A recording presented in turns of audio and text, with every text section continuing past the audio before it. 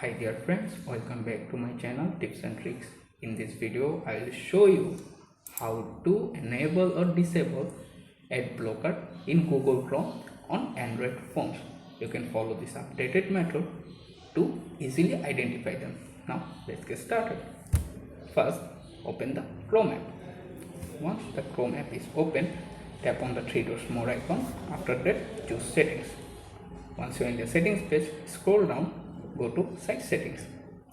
After the site setting page is open, scroll again and locate the intrusive ad option. Open it up. After the page, you can tap on the ads are blocked on site known to show interest or misleading ads. Then back the previous screen, open the pops-up and redirects option. Here at the same method you can choose the don't allow site to send pop-up and use redirect. And you are done. Thanks for watching. Please subscribe Tips and Tricks.